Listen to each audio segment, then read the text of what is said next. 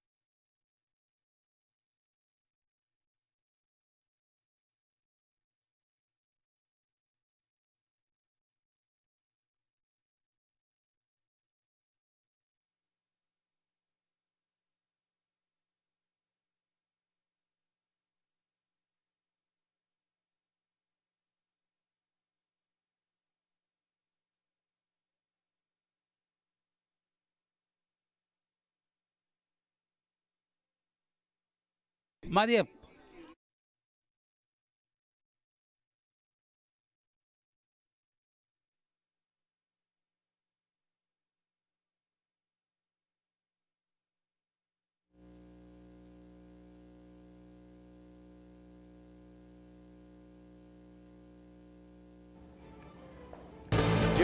De volta com o Cidade Alerta Pernambuco. Olha, atenção, a informação urgente, hein? Um irmão matou o outro dentro de casa no bairro do Pina, aqui no Recife. Deixa eu ir pra lá novamente, ao vivo, com o repórter Alex Silvestre. Essa tragédia em família. Cadê o outro irmão que matou, Alex? Tem informações já? Vai lá ao vivo. Boa noite de novo para você. Bem sim, viu, André? Boa noite para você, para todo mundo que está acompanhando Cidade Alerta Pernambuco.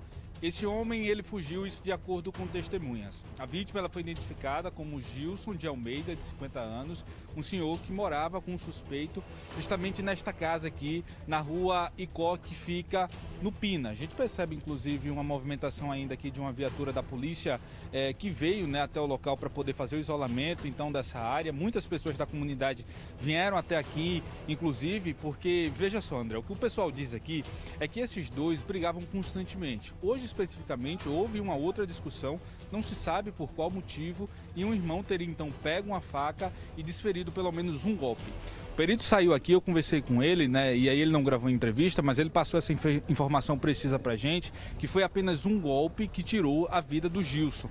E esse golpe ele pegou justamente na região aqui do peito, sabe? Foi apenas uma facada. Depois que o suspeito cometeu esse crime, ele conseguiu fugir. Agora, nesse momento aqui tá um pouco tranquilo, mas muitas pessoas vieram até aqui para poder acompanhar isso, porque foi um caso que, na verdade, chocou aqui a comunidade que fica no Pina. Inclusive, mais cedo eu conversei com um senhor que estava aqui, né, um amigo, digamos assim, um vizinho aqui do Gilson, né, da vítima, que ele conversou com a nossa equipe de reportagem e fez aí revelações que de fato, inclusive, assustam. Você aí de casa vai agora acompanhar então o depoimento dele. Já ameaçou a mãe, eu separei e agora faz um mês que ele disse que vai matar o irmão e terminou matando. Ou seja, foi uma tragédia anunciada já. Anunciada por ele, que ele tinha despeito com o irmão e fazia um mês que ele dizia que ia matar o irmão e matou. Brigavam sempre, constantemente? Não, raramente, mas já teve várias brigas. Ele não gostava do irmão não, e o irmão não fazia nada, era prender ele, só o que ele fazia era beber. Hoje, houve alguma discussão? Você ouviu? O Gilson chegou bicado, ele pegou o Gilson pelas costas e me deu um monte de facada. Tá aí, né, André? E é uma tragédia em família de fato, porque é uma informação que a gente traz aqui no Cidade Alerta, né? Um irmão que mata outro e, como eu falei, né, logo no início da nossa participação aqui, o suspeito, depois que cometeu o crime, ele fugiu. De acordo com a polícia, ele cometeu esse homicídio, né, contra o irmão dele aí com uma faca. Material, inclusive faca, inclusive, né, que pertencia aqui à residência da família, onde o suspeito e também a vítima moravam junto com a mãe. Uma senhora que não quis gravar entrevista, de acordo com as pessoas que moram aqui, ela não tinha condições, obviamente, né, uma tragédia que aconteceu nessa casa que fica na rua Icó, aqui no bairro do Pina. E para você que está chegando no Cidade Alerta Pernambuco agora, eu conversei inclusive com um delegado que foi responsável de vir até aqui ao local para apurar algumas informações, o doutor Ian Campos, que prontamente passou poucas informações, mas informações precisas, né? O que se sabe é que existe um vídeo de uma certa discussão entre os dois e esse vídeo já estaria, inclusive, com o delegado que vai encaminhar agora todo o procedimento, as investigações para descobrir a real motivação desse crime, já que a autoria não seria nenhum segredo, porque todos aqui afirmam, de fato, foi este homem que matou o Gilson, o irmão dele, um homem de 50 anos que, inclusive, a partir de agora, deixa um casal de filhos, que já são até visivelmente, passaram por aqui, não quiseram gravar entrevista com a gente, mas é um homem já, né, um maior de idade, uma mulher também, que chegaram aqui na casa, vieram até a cena do crime, acompanhar de perto, né, todo o enredo desse crime que acabou, então, resultando na morte do pai deles, um homem de 50 anos que, de acordo com todos aqui na comunidade, era muito bem quisto, né? A gente vai tentar conversar com algumas pessoas aqui. O senhor conhecia o Gilson? Boa noite. Conhecia já. Como é que ele era? Uma pessoa legal, tomava cachaça tudo, mas também ele é uma pessoa legal mesmo, ele era. Tomava a bebidinha dele, mas era uma pessoa boa, né? Imensa. Imensa como um bebo, só na paz, tranquilidade. Ok. Ok, vai fazer falta, inclusive, obrigado pela sua participação aqui no Cidade Alerta Pernambuco, vai fazer uma falta... nesse momento a gente percebe uma movimentação dos policiais do 19º Batalhão aqui, né? Inclusive pessoas da família, o filho também, ao ver que a nossa equipe de reportagem estava realizando aqui o trabalho informativo, né, para você aí de casa, fechou a porta, obviamente ele está no direito dele, né, mas a gente traz aqui essa informação, né, informação importante porque é mais um homicídio na região metropolitana do Recife, mais um homicídio no Recife, e uma tragédia que, de acordo com muitas pessoas, era uma tragédia anunciada, porque eles brigavam constantemente, né, por diversos motivos. Eram brigas que aconteciam diariamente, mas que hoje chegou ao ápice da coisa, sabe? Um irmão tirou a vida do outro, um rapaz de 50 anos, pai de 2 filhos, e a gente percebe inclusive aqui a movimentação dos policiais já deixando a cena do crime. Mais cedo, os maqueiros do Instituto de Medicina Legal, né, que chegaram naquele carro do IML, conhecido como Rabecão, estiveram aqui, né, inclusive para poder fazer a retirada do corpo do Gilson, e agora também a gente percebe que os policiais estão saindo. Deixa eu tentar conversar com outros moradores aqui, André. Boa noite, senhores. Pode dar uma palavrinha com a gente, só pra gente entender como é que era o Gilson. O senhor é vizinho dele aqui? Como é que era ele? No bairro, é gente boa, normal, tranquila. Muito bem quisto aqui por todos, né? Todo mundo fala sempre bem do Gilson, né? Um rapaz tranquilo, tomava a bebida dele ali, mas sempre respeitador. Era gente boa, normal, vivia bebendo a cachaça dele, mas não mexia com ninguém. Essa notícia assustou vocês aqui do bairro? Com certeza, né? Uma tragédia. É verdade. Irmão matando o irmão, e a informação é de que o outro fugiu, né? É verdade. Aí fazer o quê, né? Só meu sentimento pra família e seguir a vida, né? Aproveitar inclusive o gancho do senhor, os sentimentos também da equipe do Cidade Alerta para toda a família. O nome do senhor? Seu Gilberto, obrigado pela sua participação aqui no Cidade Alerta Pernambuco. E é isso, viu, gente? A casa é essa, onde o crime aconteceu. A tragédia onde um irmão matou o outro com um golpe de faca. Uma faca usada, faca da própria residência, usada para matar, tirar a vida de um homem de 50 anos. Mais cedo, André, eu conversei também com outro morador aqui da região que contou um pouquinho pra gente como é que era a relação do Gilson com o irmão dele, o principal suspeito de ter cometido esse crime. Acompanhe. Você trabalhou com o Gilson, né? Ele também trabalhava como pedreiro. Como é que ele era? É gente boa demais, homem. O negócio de Gilson era só trabalhar e tomar a cachaçinha dele. Você, inclusive, construiu com ele uma casa aqui ao lado. Trabalhei com ele em muitos lugares. Em muitos lugares. O cara era gente boa demais, pô. Mas é assim mesmo, né? Tragédia, né? Isso deixa vocês surpresos aqui na vizinhança? Oxe, com certeza, né? Com certeza. Veja aí, todo mundo, né, velho, só falando, velho. A moça ali chorando, tá vendo? É uma tristeza, pô. O cara era gente boa, pô. O negócio dele era só tomar a cachaçinha dele e trabalhar. Agora disse que o Gilson brigava muito com o irmão, né? Os dois brigavam, viu? Os dois brigavam. A discussão era antiga. Era murro pra um, murro pra outro. Mas hoje eles discutiram aí aconteceu isso aí. O Steve era usuário de drogas também, né? Noiado, safado. Noiado, safado, não vale nada. Querida, Oxe, que ninguém gostava daquela bexiga. Oxe. Depois que ele cometeu o crime, ele fugiu. Com certeza, né? Com certeza. E ninguém viu ele mais por aqui. O pessoal tentou pegar ele logo depois? Não, porque não tinha ninguém aqui, não tinha movimento nenhum. Aí ele fez o bagulho dele lá pra dentro e se saiu. André, e aí uma informação importante, eu estava conversando mais cedo com uma vizinha que ela não quis se identificar, não quis gravar a entrevista, mas como a gente tem que fazer o bom jornalismo e ouvir as duas partes, né? Ela saiu em defesa então do principal suspeito de ter cometido esse crime. Disse que era uma pessoa muito boa, que nunca tinha cometido nenhum crime, que trabalhou na casa dela, nunca levou nada da casa dela. Ela disse, né, que era usuário de drogas e mesmo diante dessa dependência química, ele não teria cometido até então nenhum crime. Mas hoje, essas brigas que ele tinha com o irmão, o Gilson, um homem de 50 anos, teve então esse ápice, né? E ele aí pegou uma faca e desferiu um golpe contra o irmão. Eu conversei com o perito, como eu tinha dito anteriormente, e o perito disse para mim, olha Alex, esse golpe foi apenas uma facada e essa facada pegou justamente nessa região. O perito inclusive usou o dedo para poder apontar e mostrar que foi essa região aqui onde o Gilson ele foi atingido por uma faca. Esse golpe, essa facada foi o suficiente para tirar a vida desse homem de 50 anos, que de acordo com as pessoas aqui, trabalhavam como pedreiro aqui na região, viu? André, eu volto com você. Olha, muito obrigado a você, repórter Alex Silvestre, pelas informações. Estava conversando aqui com meu amigo Irânio, ele que é um profundo conhecedor da Bíblia, e ele fala exatamente isso, que no final dos tempos, a gente vai ver isso com muita frequência, gente. É pai matando filho, filho matando pai, pai sem respeitar o filho, filho sem respeitar o pai, irmão matando o irmão, né? Caim matando Abel, pelo amor de Deus. Agora, o irmão matou o outro por quê? Porque viviam brigando. E eu digo pra você com toda sinceridade, viu? Quando um não quer, dois não brigam. E aí, porque eles quiseram brigar, o resultado foi esse aí, um morto, e o outro certamente vai ser preso a qualquer momento, tá? E vai pagar, sim, pelo crime que ele cometeu. Olha, vem pra cá, gente, divulgada as últimas imagens de colunista social que desapareceu em Santa Cruz do Capibaribe. Câmeras de circuito interno ali mostram a última vez, né, que Danilo Nunes saiu da casa dele. Olha a imagem. Olha a imagem ali, ele estava de carro, o veículo foi encontrado capotado na zona rural de Taquaritinga do Norte, também no Agreste, isso no último sábado. As placas do veículo foram adulteradas. Um adolescente de 15 anos estava morto dentro do veículo. Ainda no sábado, um corpo carbonizado foi encontrado e vai passar por exames de DNA. O colunista Danilo é muito conhecido lá na região. A polícia está investigando esse desaparecimento. Olha, gente, vem pra cá. Atenção, hein? Atenção. Exclusivo! Exclusivo!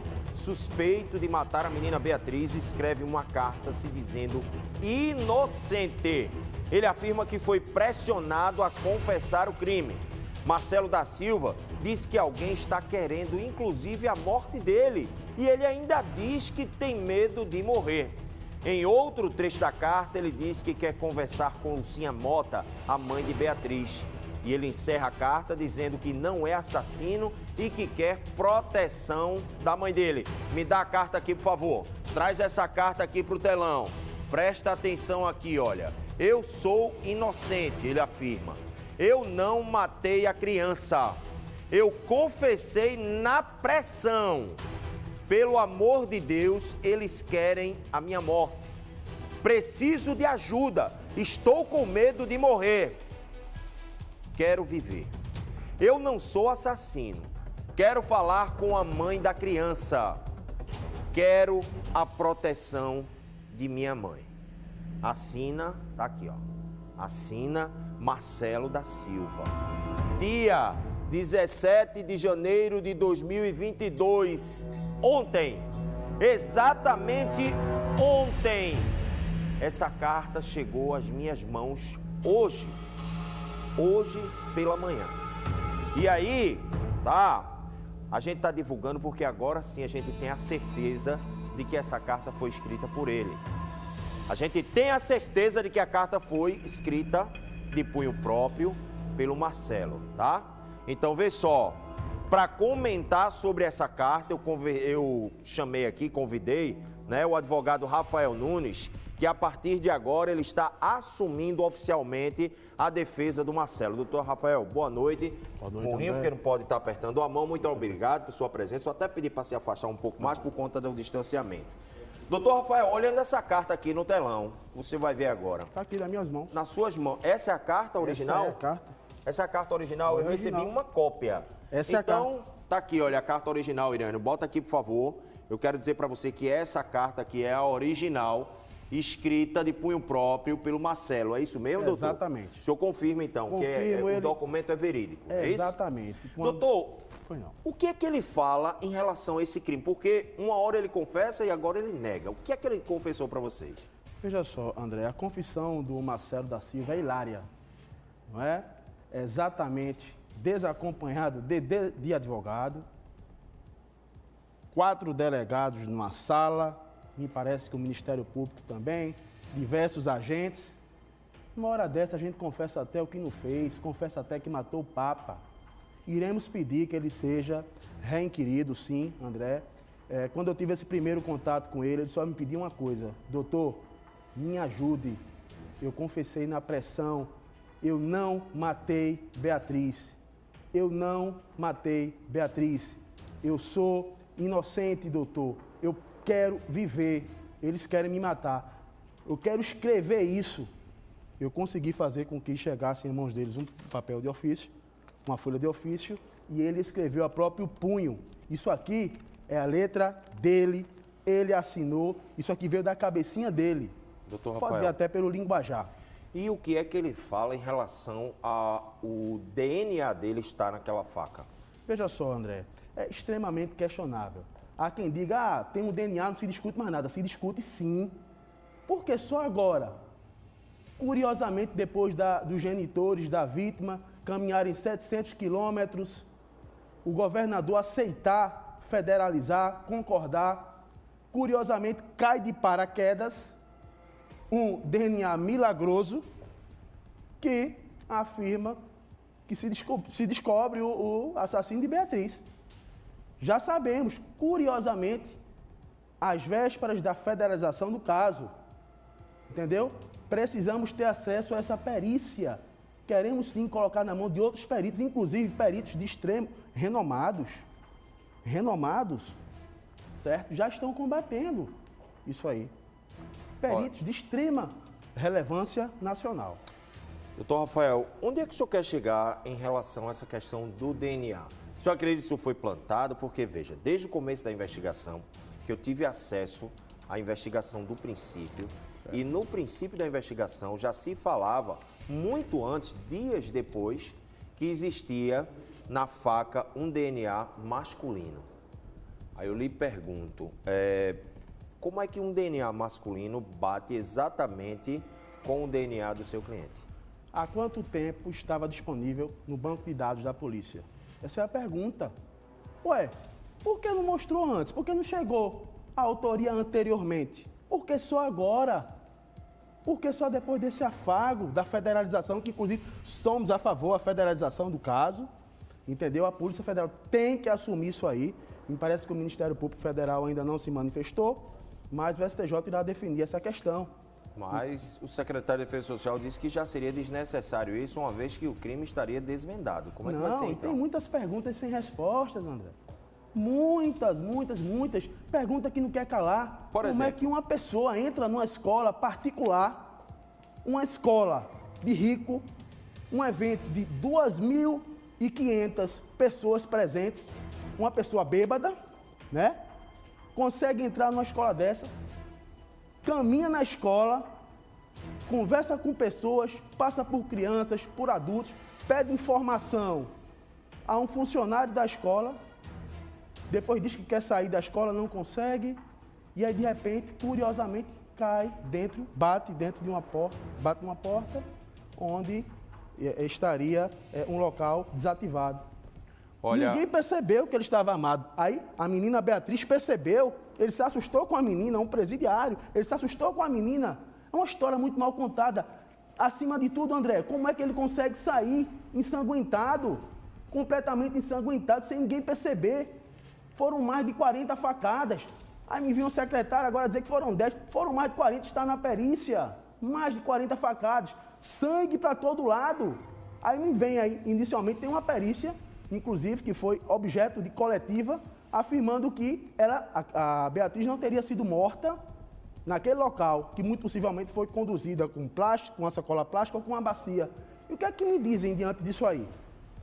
Estão querendo colocar na conta do meu cliente o que ele não comeu e o que ele não bebeu. Eu não estou aqui aplaudindo a vida pregressa dele. Ele já errou muito, já é condenado da justiça, tem que pagar pelo que ele fez. O que ele fez, ele tem que pagar, ele estava preso. Agora, vim querer colocar na conta dele o que ele não comeu, o que ele não cometeu. É muito fácil querer atribuir a culpa a um pedinte, a um andarilho, caindo de paraquedas.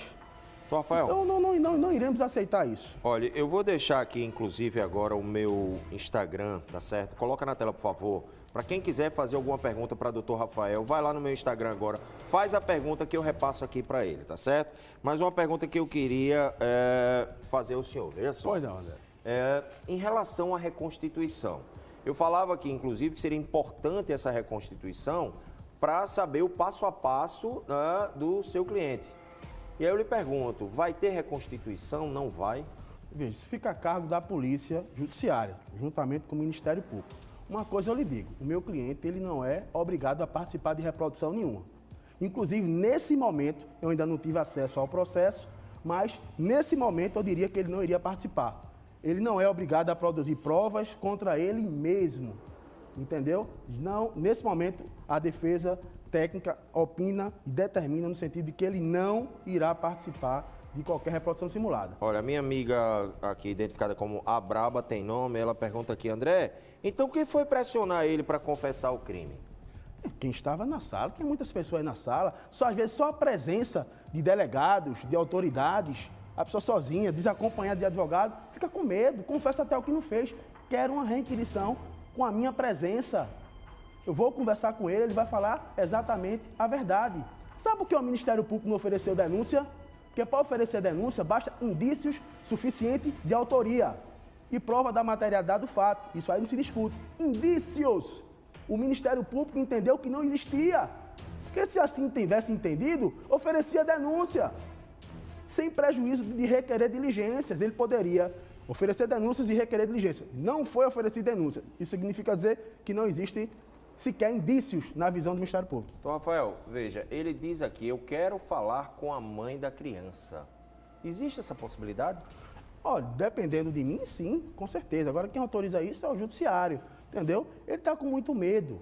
Ele está com muito medo de morrer. Inclusive, eu peço às autoridades, peço pela vida do meu cliente.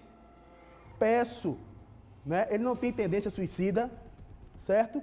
Outra coisa, o histórico dele. É porque ele já foi condenado por estupro. Um estuprador não necessariamente é um assassino.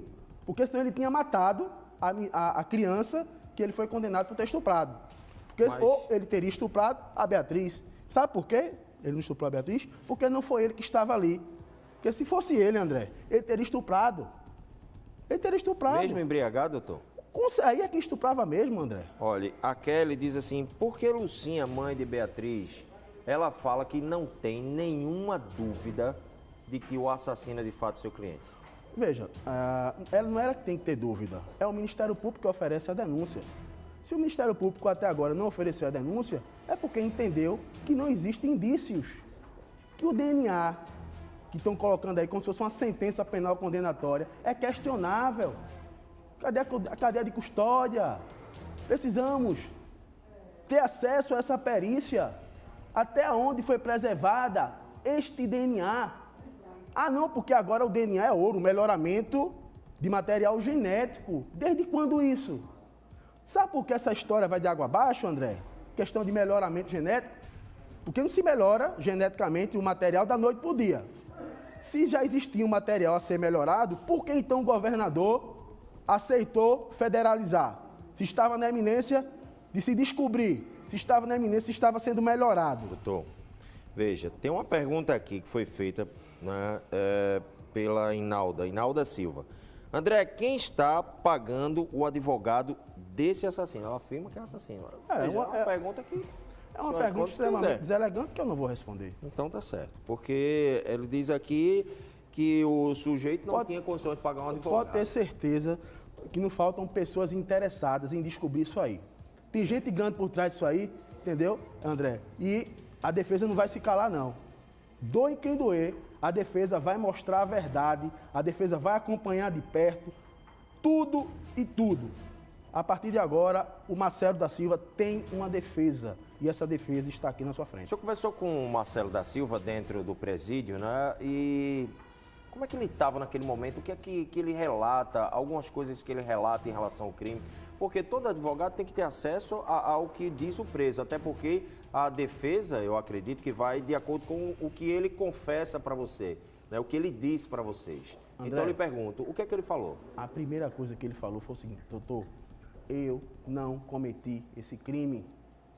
Fatalmente eu perguntei, então por que você confessou? Foi na pressão, doutor. Foi na pressão, eu estava desesperado. Me colocaram pressão e eu confessei. Mas eu não cometi esse crime, doutor. Eu não cometi esse crime. Tá certo. Então veja, eu quero, por favor, traz aqui no telão, por favor, a imagem do circuito de segurança. Momento em que o sujeito passa, né, doutor Rafael acompanhando aqui as imagens. Por favor, abre a tela, que a imagem aqui na tela fica melhor de se ver. Abre aqui, por favor, na telinha aqui embaixo da câmera, é isso. Doutor, essa imagem aí mostra, né, uma pessoa com a característica do seu cliente. E ele teria dito à polícia que realmente era ele nas imagens. É ele nessas imagens? Claro que não, André. Sinceramente lhe falando, antes de encontrarem o Marcelo, que ele foi escolhido para ser o assassino de Beatriz, na realidade ele foi escolhido, não é isso? E a federalização do caso irá chegar a essa conclusão. Não tem nada a ver com o Marcelo. Absolutamente nada a ver. Mas em relação, eu vou bater na tecla novamente, porque o DNA é uma prova, né, que a justiça entende que o índice de erro é quase zero. Chega a beirar zero, né, o erro. Certo. E a doutora Sandra, perita, se tiver no ponto o trecho da doutora Sandra, eu queria que vocês colocassem no ponto, né, aquele momento em que ela fala em relação ao exame de DNA, né, que ela diz ali que queria a parte ouro para poder, né, chegar a uma conclusão que não fosse contestada.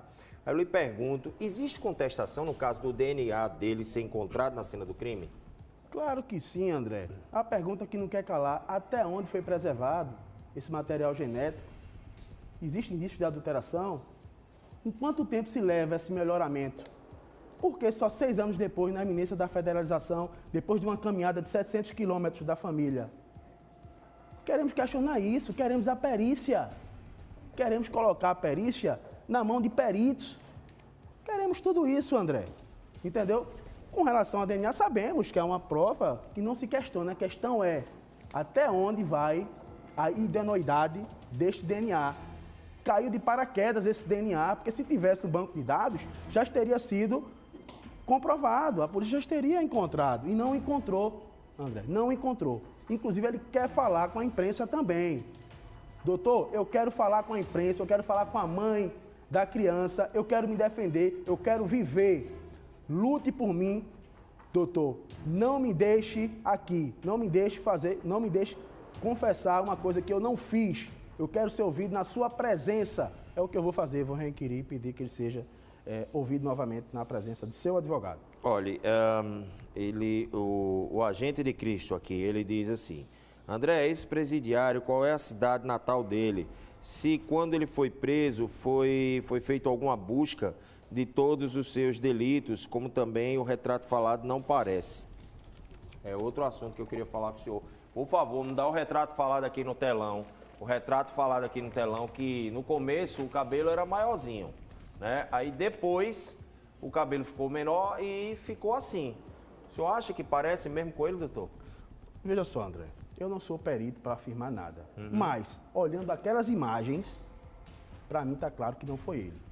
Pode ter uma certa semelhança, mas ninguém vai ser condenado por semelhança, não. Precisamos de seriedade. É uma vida, entendeu? Estão querendo colocar na conta de Marcelo da Silva o que ele não consumiu. Pessoas grandes se encontram por trás de tudo isso aí. Denúncia de outros estados, denúncia de outros países. É chave perdida antes do fato. É escola apagando imagens. É perito da polícia sendo demitido. Muitas coisas. Tem freira indo para a Itália. Entendi. Freira indo para a Itália. Então, muitas perguntas ainda não têm resposta. E a federalização do caso irá sim buscar e culpar, matar, punir realmente quem matou a Beatriz. Deixa eu colocar aqui aquela entrevista que eu fiz com a doutora Sandra, né? Eu queria que o senhor escutasse comigo aqui essa entrevista. Abre aí o telão de cidade, por favor.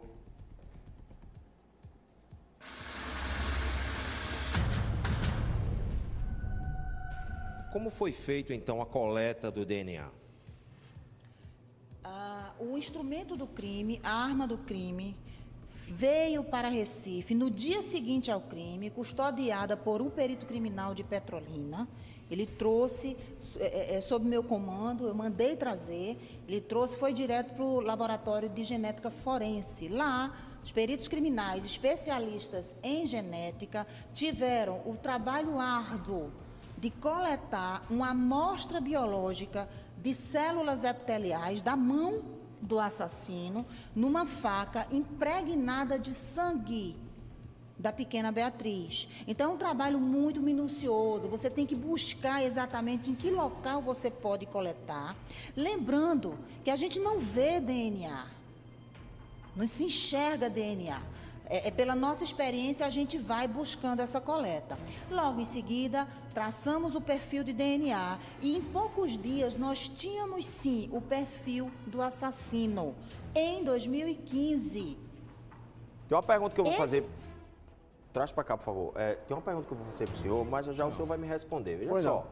A polícia diz, a própria Lucinha Mota, mãe de Beatriz, diz, né, numa live que daqui a pouco eu vou exibir aqui trechos dessa live, ela fala exatamente que o assassino, entre aspas, no caso o seu cliente, teria fornecido detalhes à polícia de que só quem esteve naquele local é que poderia dizer. Então eu vou fazer essa pergunta para o senhor, mas o senhor me responde já, né? Porque agora eu vim aqui para dar um recado para você. Chega para cá, meu filho, chega. Ó, bora falar de saúde, bora falar de imunidade, bora falar aí de um monte de mazela que você tá aí, colesterol, triglicerídeo, diabetes, tudo alto, tá porque quer, viu? Porque a partir de agora você vai resolver os seus problemas todos apenas com esse dedinho aqui e a palma da sua mão com o celular. Você vai ligar 0800 591 6023, mas é para ligar agora. Você vai falar, sabe com quem? Com a sua saúde. É ou não é, Jô? Isso mesmo, André. Você vai falar com a gente, comigo, agora mesmo. Aí, ó, ligação de graça, 0800 591 6023. Tá na hora, né, senhoras e senhores, de mudar esse jogo. Não aguenta mais inúmeros problemas, inúmeras coisas para você resolver e ainda ter que estar se preocupando com a sua saúde, com aquele formigamento que não acaba nunca. Isso. É arrastando assim as pernas, aquela labirintite atacada. Você levanta, sente tudo girar e não sabe mais o que fazer, vai segurando assim nas coisinhas. Então vamos melhorar essa situação, bora, né? Ô, Jô, liga aí. Inclusive, tem depoimento das pessoas que tomaram. Coloca aí, por favor. Estamos aqui na casa de Dona Maria Severina. Gente, a mudança de vida dela é enorme. Vamos escutar um pouquinho como era a sua vida antes do Ultramemo Gold. Minha vida que eu nem em pé ficava direito para me levantar do sofá, minha menina me levantava para andar, minha menina tinha que pegar no meu braço. E hoje eu subo no ônibus, saio sozinha para Casa Amarela, saio para o Vasco, eu pulo, eu corro. Essa escada aqui, você consegue subir? Isso mesmo, gente, isso é mudança de vida, isso é Ultramemo Gold. 0800 591 6023, Jô. Ultramemo, ligando agora, vou mandar de graça pra você o cálcio mais a vitamina D. Liga aí, 0800 591 6023. Show de bola, pra cima, detonando. Coisa boa, né? Olha, abre aqui, por favor, para você que está chegando agora aqui ao Cidade Alerta. Eu mostrei com exclusividade, tá, uma carta escrita pelo homem que é apontado pela polícia como o assassino da menina Beatriz. Ele se diz inocente, afirma que foi pressionado a confessar o crime, né? Ainda disse que alguém está querendo, né? Está querendo a morte dele e ainda afirma que tem medo de morrer. Em um outro trecho da carta, ele diz que quer conversar com Lucinha Mota, mãe da menina Beatriz, e encerra dizendo que não é o assassino e que quer a proteção da mãe dele. Eu convidei aqui o doutor Rafael Nunes, que assumiu aí, né, de uma vez por todas, a defesa do suspeito. E a gente precisa esclarecer aqui, sabe, doutor Rafael, para que a sociedade ela entenda o seguinte: todo mundo tem o direito da ampla defesa. Ninguém aqui, quer dizer, eu aqui não estou defendendo ninguém, mas eu tenho a obrigação de dar o direito, né, para que esse homem fale e se expresse. Ele está exatamente falando aqui em nome, o advogado aqui está falando em nome dele, de acordo com os depoimentos que ele já deu aí para o advogado. E aí eu lhe pergunto, doutor, deixei uma pergunta para o senhor agora há pouco. Ele teria dito à polícia, fornecido à polícia detalhes que só quem esteve no local é que saberia dizer. A própria Lucinha Mota acredita que ele é o assassino de Beatriz. Eu gostaria de ter acesso a isso. Gostaria de ter acesso a isso. É simples. Se tem pessoas mal intencionadas por trás de tudo isso, isso é fácil. Os bastidores não são gravados, não. Entendeu? Essa confissão, ela é uma piada. Me desculpe. Entendeu? Ele estava desacompanhado de advogado, desorientado. É muito fácil querer colocar na conta de um andarilho, de um pedinte. Uma pessoa que basicamente não tem ninguém por ele, já está no sistema prisional, não tem nada para perder. Coloca na conta aí desse otário aí e ele vai assumir, não vai ter advogado. Quebraram a cara. Ele vai ter defesa sim. André, eu ainda não tive acesso ao processo. Então, muitas perguntas eu não saberei lhe responder. Evidentemente, quando eu tiver acesso, me debruçar, o processo são 24 volumes, 125 suspeitos, mais de 900 horas de gravações, extremamente extenso. A gente não consegue se manifestar assim. Nesse momento, eu vim pedir proteção de vida ao meu cliente, demonstrar o seu sentimento de querer ser requerido na presença do seu advogado, ele escreveu essa carta e eu estou apresentando para vocês. O senhor é contra ou a favor da federalização desse caso? Extremamente a favor. Tem muitas perguntas sem respostas, André. Muitas.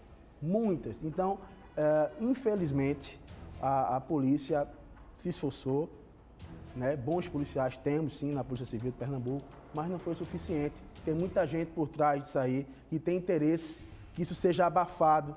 Na realidade, isso é uma tentativa de abafar o caso, de dar uma solução ao caso, mas ninguém é imbecil. Ninguém vai comer essa conversa, colocar na conta de um camarada desse aí, porque ele não praticou.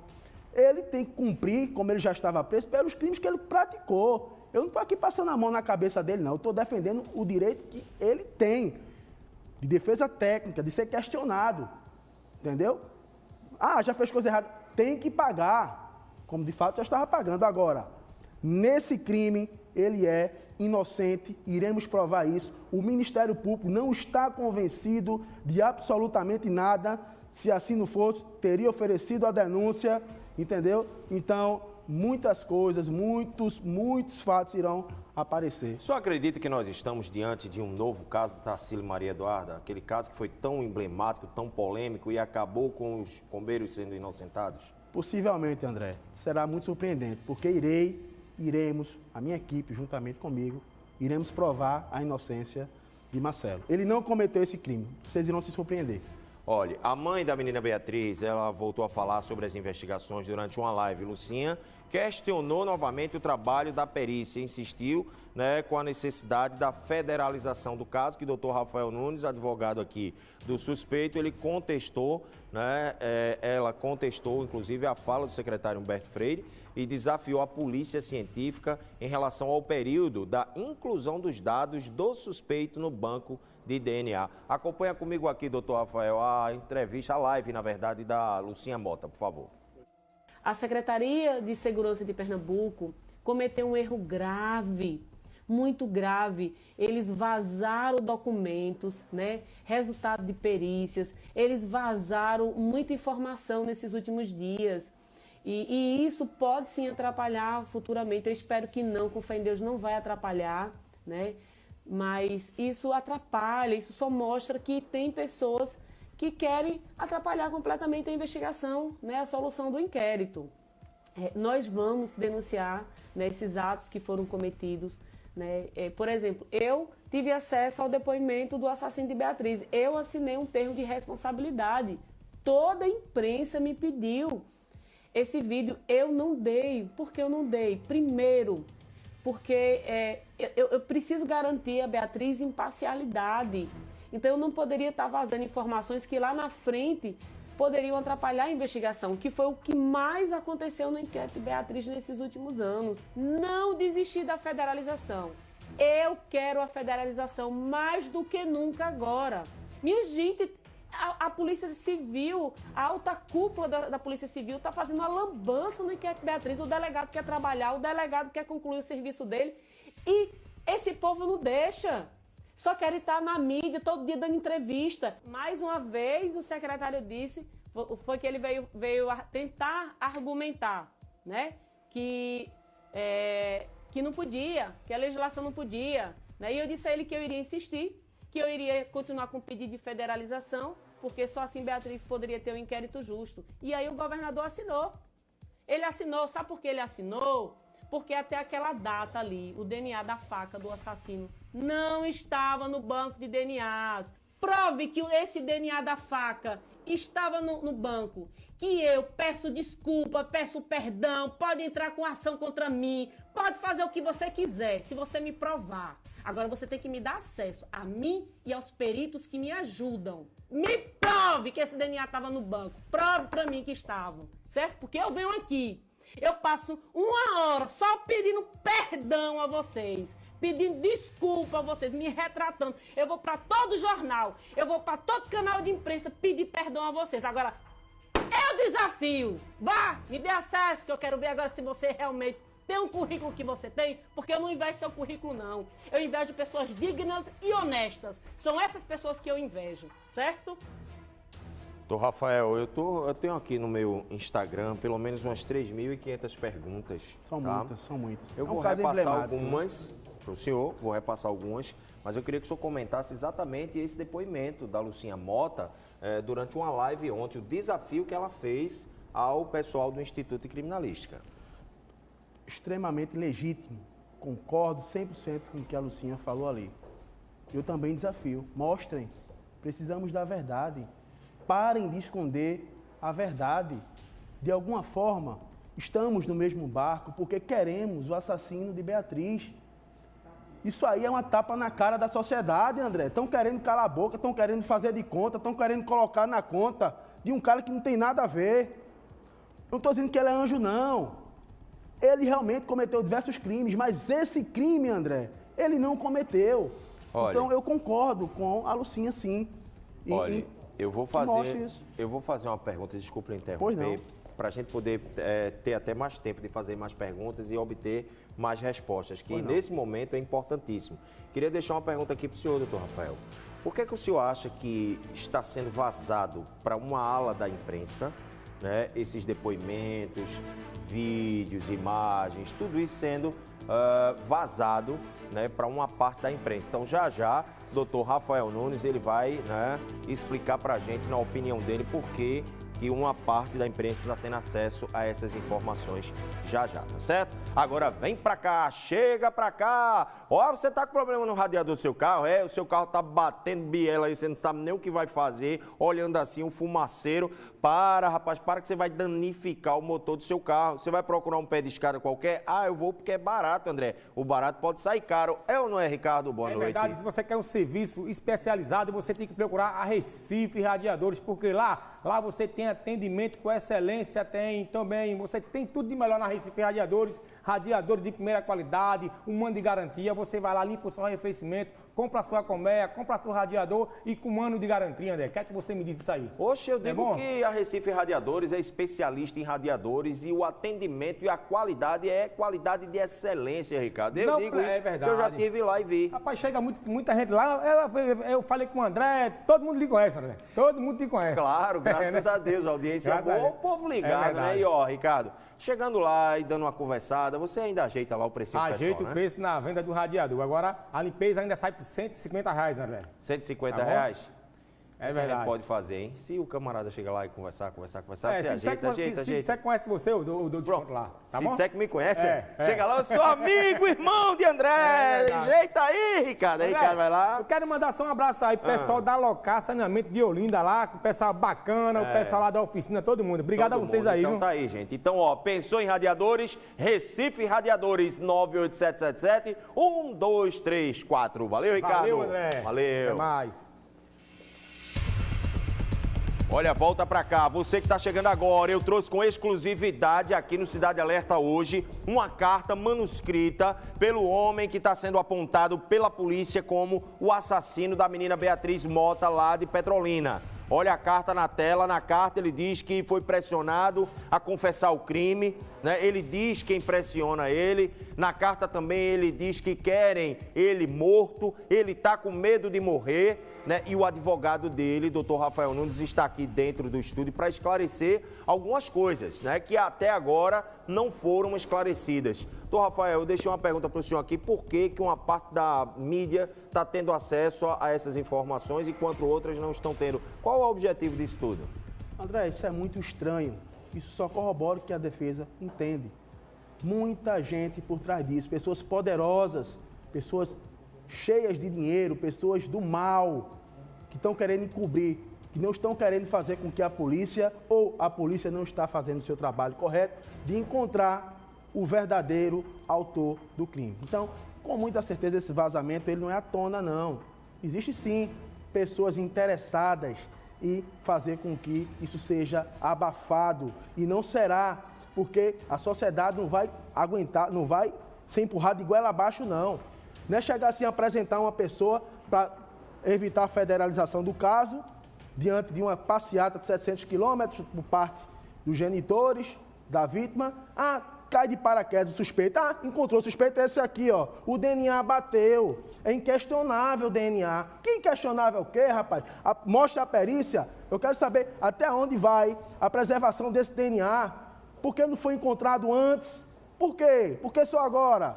São perguntas que só com a federalização do caso será respondida com seriedade que tem que ser, André. Doutor Rafael, eu queria Lucinha aqui novamente, porque veja, Lucinha Mota, ela voltou a falar sobre a possível motivação desse crime, né? E diz que não acredita no que foi divulgado pela polícia. Ela não acredita. Coloca aqui na tela para mim, por favor. Gente, tem coisas que ele fala que só o assassino saberia dizer.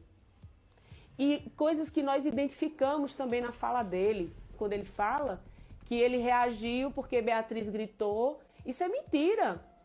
Ele tá ali se defendendo porque ele sabe que a pena dele pode ser aumentada, né? Se ele disser que foi ali para praticar um crime, vai aumentar a pena dele. Então ele sabe, ele é esperto. Ele não é inteligente, mas ele é esperto.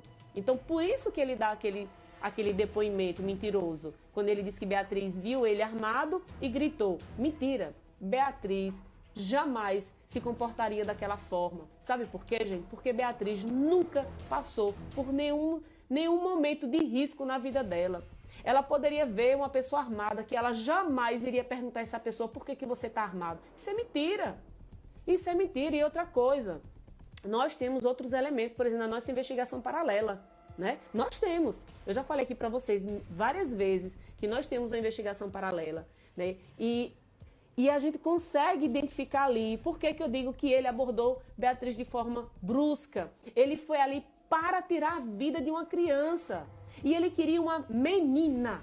Ele queria uma menina, porque nós temos vídeos que mostram outras crianças do sexo masculino descendo na área do bebedouro e ele não capturou, ele nem aborda essas crianças, esses meninos do sexo masculino, certo? Ele só abordava o quê? Meninas. Então ele tinha um perfil. Ele já sabia quem ele iria abordar, certo? E eu não vou falar aqui para vocês o que é que eu tenho agora, gente, porque isso é importante para a investigação, certo? Mas assim que o delegado realizar a denúncia, eu vou falar para vocês, porque isso vai vir a público, certo? E eu vou dizer para vocês o que é que eu tenho na nossa investigação paralela que comprova que ele chegou lá para matar uma criança. Nós não temos dúvidas em relação a isso. Ele queria tirar uma vida de uma criança. Ou quem sabe praticar até outros crimes, né? Como por exemplo sexual. Ele poderia, porque ele já é um criminoso, né? Nesse sentido. Ele é um pedófilo. Doutor Rafael Nunes, o meu amigo jornalista Alexandre Farias, ele pergunta, André, por favor, pergunta ao doutor se o cliente dele tentou roubar uma moto na frente da escola. Não, isso aí não existe em lugar nenhum, né? Isso é falácia. Com certeza não. A doutora Sandra, ainda o Alexandre Farias dizendo aqui, ela disse na entrevista, é melhor o bandido solto do que um inocente preso. Queria que o senhor comentasse essa citação. Esse é o sentimento de qualquer advogado criminalista. Nesse momento, se existe um inocente preso, mas deveria estar preso pelo que ele cometeu. Nesse caso, André, pode ter a mais absoluta certeza, ele é inocente e a verdade virá à tona. Como é que o senhor pretende provar a inocência do seu cliente? Primeiro, eu preciso ter acesso à integralidade do processo, conversar com ele por horas e horas e horas e a verdade virá. Iremos requerer diligências, iremos confrontar perícias, iremos trabalhar nesse processo, pode ter certeza, em busca da verdade real.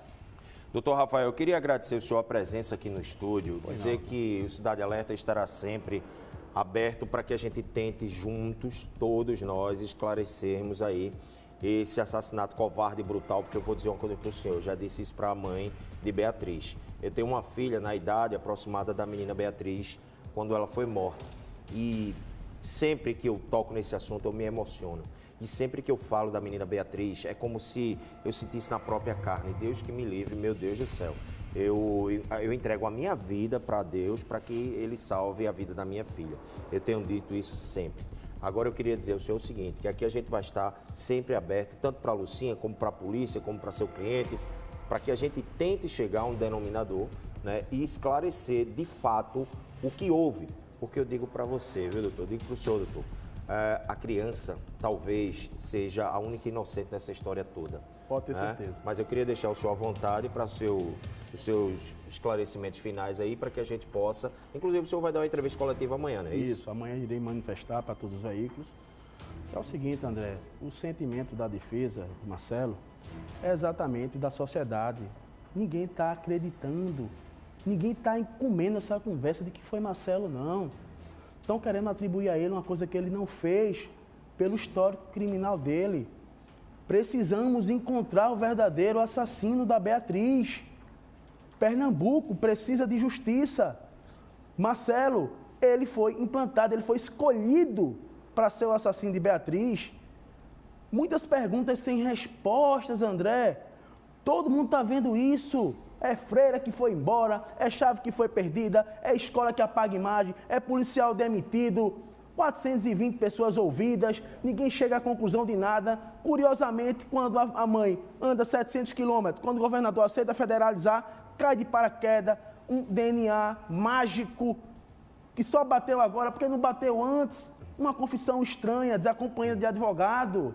Iremos rebater com perícias, iremos ter acesso ao processo, não iremos descansar. Também queremos desculpa. Ninguém vai aceitar isso. O Ministério Público não está acreditando nessa versão. O Ministério Público não ofereceu denúncia, porque não existem indícios. O Ministério Público não é bobo, é uma instituição séria. Se assim tivesse indícios, se esse exame de DNA que estão querendo colocar como praticamente uma sentença penal, se fosse realmente isso, estaria oferecendo a denúncia. Então, a defesa está tranquila, nesse sentido, iremos trabalhar, André. Agradecer o espaço e a oportunidade, estaremos sempre aqui para esclarecer o que for necessário. Eu que lhe agradeço, doutor Rafael, muito obrigado mais uma vez pela entrevista. Pode ir por ali. Muito obrigado, André, tá, um abraço a todos. Obrigado, doutor. Até mais. Olha, vem para cá, gente. É isso que eu digo aqui, sabe? Eu não vou sossegar um dia, um minuto, uma hora sequer, em relação ao caso Beatriz, em relação a tantos outros casos que a gente vem aqui batendo na tecla, tá? E a gente vai continuar, sim, trazendo novas informações para você, meu telespectador, tá bom? Olha, vem pra cá. Preso em Igaraçu, um dos homens suspeitos de matar a Carol, aquela líder do movimento Canta Liberdade. O crime foi no ano passado no bairro da Encruzilhada. Carol saía de um restaurante quando foi morta. Os detalhes da prisão do suspeito agora com o repórter Alex Silvestre na tela do Cidade. Abre. O suspeito ele foi preso na cidade de Igaraçu, que fica no litoral norte aqui da região metropolitana do Recife. Ele foi identificado apenas como Alan, de 25 anos. De acordo com a polícia, esse homem ele foi preso e com ele apreendida esta arma de fogo, o que tudo indica um revólver calibre 38. Na sequência, ele foi conduzido aqui para o Departamento de Homicídios e Proteção à Pessoa, o DHPP, que fica no bairro do Cordeiro. A polícia acredita que esse homem é um dos suspeitos de ter participação na morte da Emanuele Carolina Barbosa Fragoso, de 33 anos. Essa mulher, conhecida por um movimento social, né, o Canta Liberdade, ela foi morta no dia 29 de abril de 2021, no momento que saía de um restaurante no bairro da Encruzilhada. Câmeras de segurança registraram toda a ação criminosa. Carol está conversando na frente do estabelecimento com um outro rapaz e quando essa dupla chega, começa então a atirar contra ela. Ela não resiste aos ferimentos e morre. Logo depois, a poucos metros ali da cena do crime, os criminosos capotaram com um carro usado neste crime. Logo depois, na sequência, roubaram um outro veículo ali na região mesmo e esse carro ele foi deixado em um outro bairro aqui do Recife. E aí o que acontece? Esse homem ele foi trazido aqui, esse suspeito, para o Departamento de Homicídios e Proteção à Pessoa, o DHPP, e agora há pouco ele deixou aqui a delegacia para ser conduzido ao Instituto de Medicina Legal, o IML, para realizar exames de corpo de delito. Alan, você participou do crime que matou a Carol? Tem envolvimento na morte da Carol? Eu não declarar, não. É inocente. Nesse momento, então, ele é levado, conduzido aqui do Departamento de Homicídios e Proteção à Pessoa, o DHPP. Provavelmente vai para o Instituto de Medicina Legal, o IML, para fazer exames de corpo de delito. É um procedimento padrão nesses casos. Você aí de casa acompanhou. O Alan, ele não quis dar explicações, ele apenas disse que não tinha nada a declarar.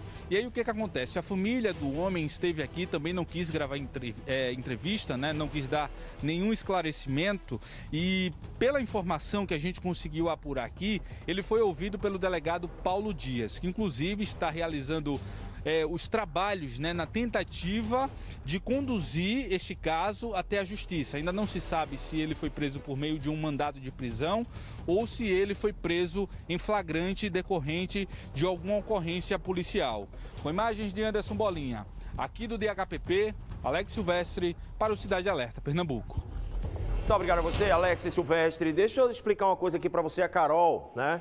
Ela era líder de um movimento e ela mexeu com gente de todo tipo, tá?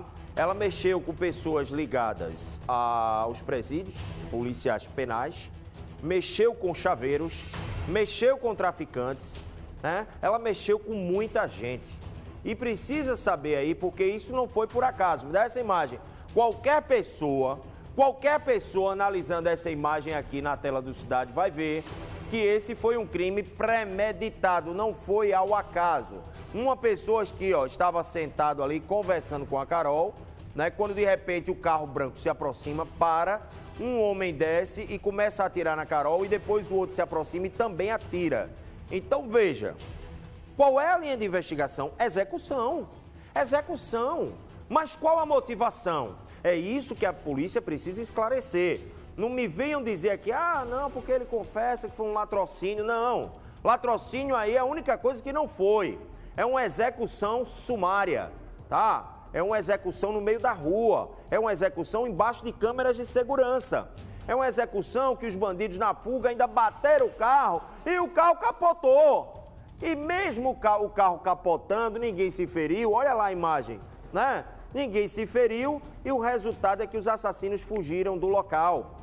Eu repito aqui para vocês, tá? É um crime de mando. Alguém mandou matar a Carol, tá? Alguém mandou matar a Carol e eu continuo explicando para vocês aqui. A motivação, quem mandou matar e por que é que a polícia precisa esclarecer, tá? Porque a sociedade quer respostas. Esse crime foi mostrado aqui na tela do Cidade. Agora, na hora de sair, vejam o que é que ele fala. Nada a declarar. Bota aí esse trechinho. Volta na tela mesmo.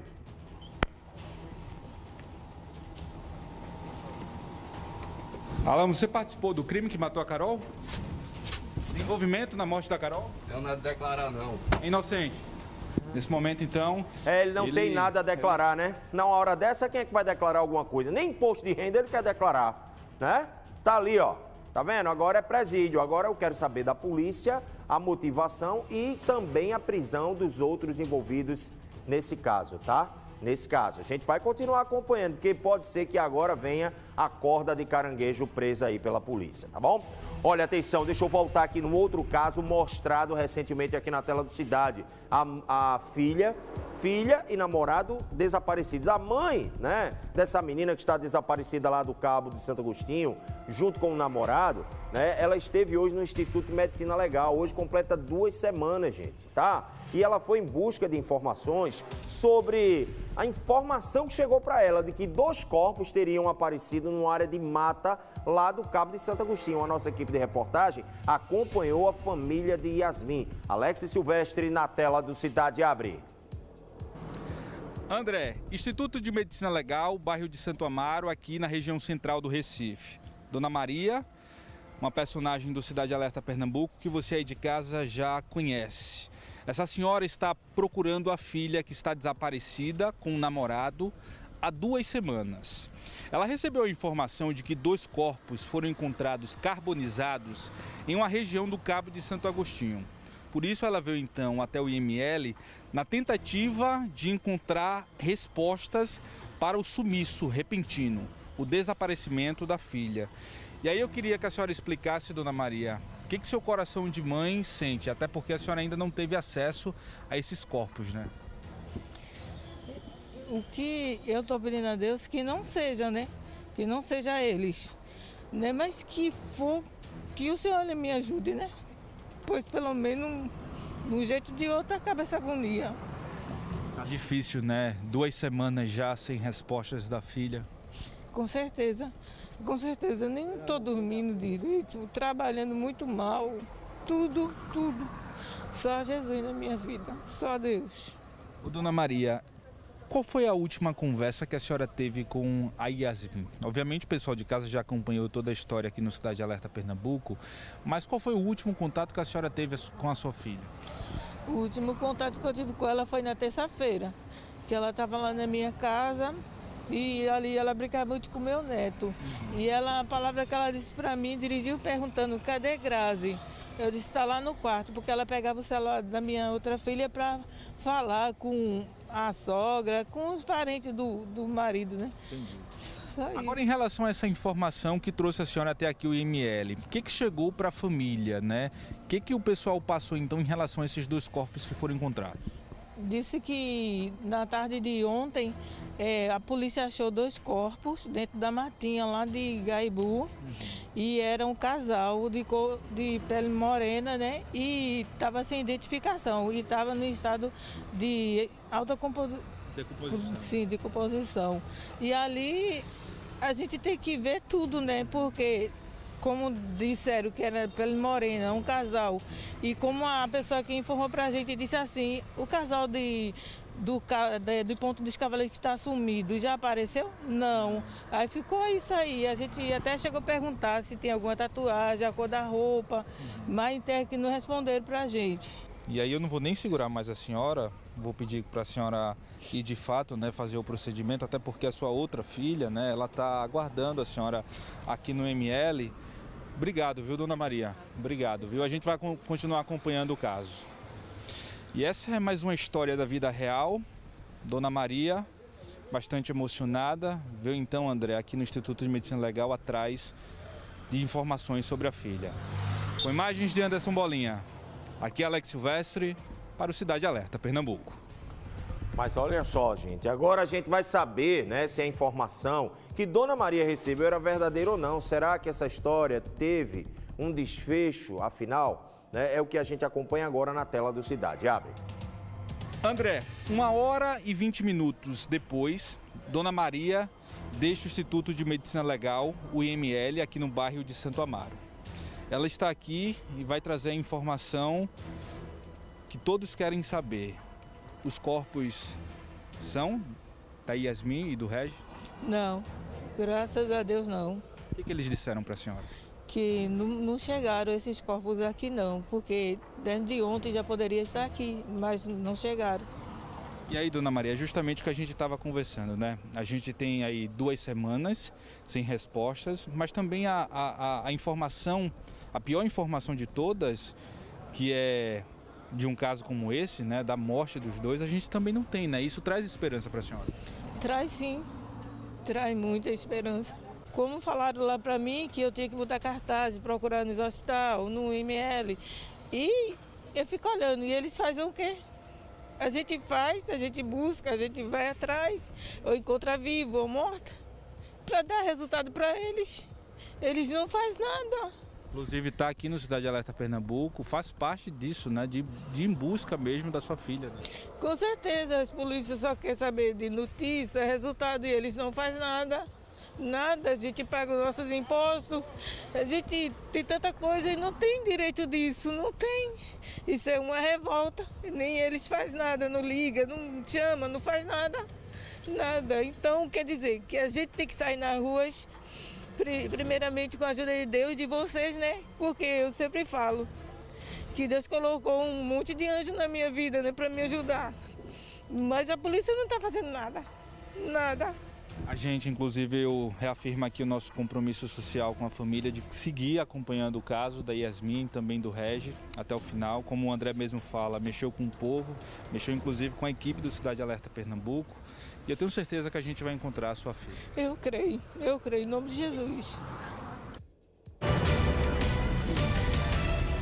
Olha, atenção, hein? Notícia urgente chegando pra gente aqui. Um trator caiu de uma ribanceira e deixou 3 mortos e várias pessoas feridas. Isso foi em Ribeirão, na zona da Mata Sul aqui do estado. De acordo com informações repassadas pelo SAMU, o trator, que pertence a uma usina, despencou no engenho Limão, na zona rural da cidade. No momento do acidente, foram mobilizadas várias viaturas do SAMU de cidades próximas para prestar os primeiros socorros. 2 pessoas morreram no local e uma no hospital. Olha as imagens aí, ó. A outra pessoa morreu no Hospital da Restauração, hein? No total, foram 21 vítimas. Ainda não se sabe o que teria causado esse acidente. A Polícia Civil vai investigar esse caso, viu? Olha as imagens, a informação que acaba de chegar pra gente. Vocês estão vendo aí, a imagem ainda tá clara, né? Isso foi durante a tarde. Várias viaturas do SAMU de várias cidades foram deslocadas para lá, 3 pessoas morreram na hora, quer dizer, 2 na hora e uma no Hospital da Restauração. Mas vejam ali, ó, a trilha, né? A trilha que esse trator percorreu. Me dá o áudio, por favor, para ver se a gente entende aí alguma coisa em relação a isso. Vai, coloca aí, por favor. Foi isso aí. Pra você ver como é que é. Ele não passa para familiares.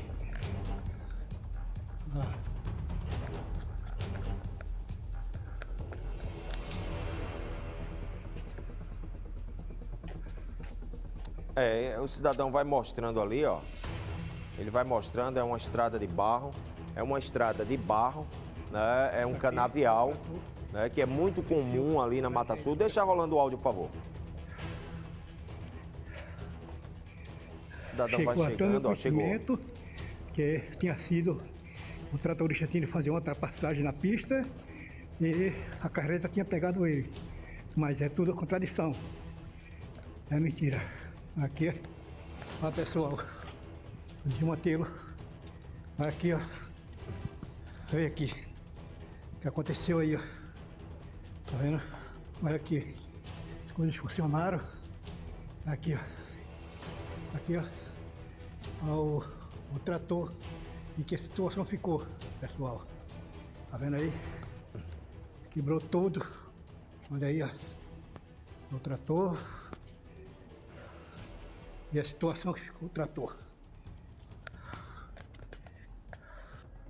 Olha, vocês estão vendo aí, inclusive, que o trator ficou completamente destruído, né? O trator teria despencado de uma ribanceira, atingido ali essa carreta, né, que estava ali, segundo o meu amigo Luciano Mandu, provavelmente carregado de adubo, né, Mandu?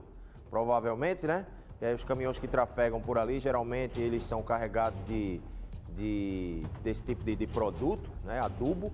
E isso aconteceu no canavial ali, exatamente lá na Mata Sul aqui do estado de Pernambuco, né? 3 pessoas morreram, 2 na hora, uma no Hospital da Restauração, né? E outras 21 pessoas ficaram feridas, tá certo? Essa é a notícia, a informação que acaba de chegar aqui pra gente, tá bom? E olha, gente, um bandido arromba casa lotérica no município de Caetés, no Agreste aqui de Pernambuco. De acordo com a Polícia Civil, um suspeito fez um buraco, né, na parede com um pé de cabra. Olha ele fazendo o buraco, parece um tatu, né? E tentou ali roubar o estabelecimento. Ao entrar na lotérica, o alarme... Aí o caboclo sabe o que foi que fez? Ele engata a ré e sai pelo mesmo buraquinho que ele cavou, né? O tatuzinho. E outra coisa, se esse cara for preso, tá? Ele tem que ser colocado numa cela com a chapa de aço no chão, porque senão ele vai lá e cava de novo, né? O Tatu Peba, né? A Polícia Militar segue em busca desse bandido que já está conhecido lá na cidade, né? Como o Tatu Peba, ó. Olha só, o Tatu Peba lá de Caetés, tá? Deixa eu mandar um abraço aqui rapidinho, né? Mandar o meu amigo Emerson, ele pede aqui para mandar um alô para o sobrinho Fernando César. Tá fazendo 29 anos hoje, parabéns aí. Meu amigo Batatinha também pediu aqui, Batatinha. Quem é o rapaz? É o Paulo? Paulo Faraó. Faraó? É, da rua 106, Jardim Managuape Paulista. Sempre assistindo a gente. Mas ele é faraó mesmo? É faraó, gente boa. Tá, um abraço pro Carlos Sacramento também, né? E pro Rei Arthur, o homem lá, né? Que manda sempre pra gente aí, né? Aquela comidinha básica.